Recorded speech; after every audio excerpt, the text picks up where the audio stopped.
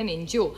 I mean, how have you come? So what's the logic behind this 50? And it's the donor who gives the money. How can any government control? Tomorrow you will say salaries of CEOs need to be controlled. So why is this micromanagement of this government is a $1 million question.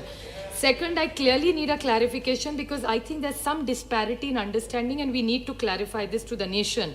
That Mehtab ji, who's also a senior leader, and Saugata Babu, whose speeches we all hear absolutely because we all learn from all their speeches. So I want to ask and put it on record, in clause 5, amendment section 11, there is a point said that everybody has to have, there's arbitrariness, and in that they have requested that Aadhaar has to be there. When everybody, including the Honorable Supreme Court, has said that Aadhaar is not required, there is a little gap between the two speeches. If you could kindly clarify, why do you need an Aadhaar compulsory when the Honorable Supreme Court repeatedly has said, do not follow that?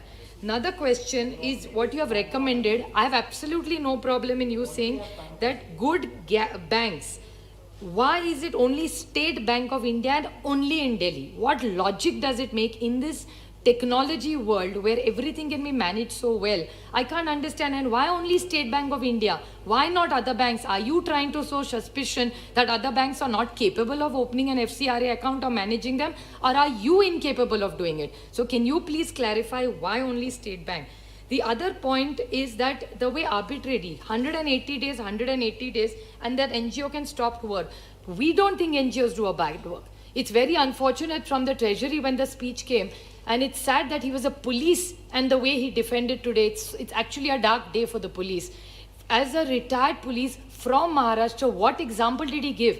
That one NGO did not do good work. Sorry, I'm really offended. If he was the police commissioner, what action did he take against them? And like there may be one NGO doing bad work, there are thousands of NGOs doing very good work for sex workers, children, for education, what help. Look at in this pandemic, governments have done excellent work. But please don't undermine NGOs who for years together, whether they're on that side, this thing, what they're thinking. And one small last point, which is most important, sir, he has defended a case which happened in Orissa about a family who was burnt alive. Whether what they did, the actions, no law anywhere in the world allows you to burn people and burn their children. And what is even more shameful from the Treasury, that somebody who was in the police today, just because he's in an organization, says that the CBI said, does that mean the CBI says it's okay to burn somebody's young children because of the actions of the children? I take complete objection, and there are NGOs globally working, doesn't mean just because there's one bad apple, all the NGOs. So it's absolutely unfair. And just because one NGO may work against a project that you want, you specifically talked about Greenpeace. So what? There are NGOs, there are lobbies. These are not bad words. There are 100 other ways, but that doesn't mean you call them corrupt or any agendas. There are 100 other ways to stop these. But please, I request the central government to stop bulldozing people who do good work. And we come from an Indian culture, the oldest culture in the universe, which talks about good work and service. The Bhagavad Gita that we all talk about talks about service.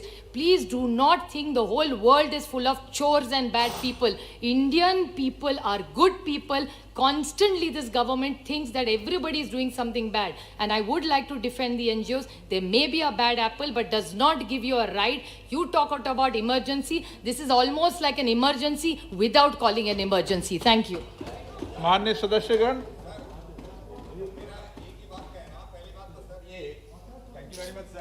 पहली बात तो मैंने कहा कि जो NGO अच्छा काम कर उनका मैं सबका अभिनंदन करता हूं.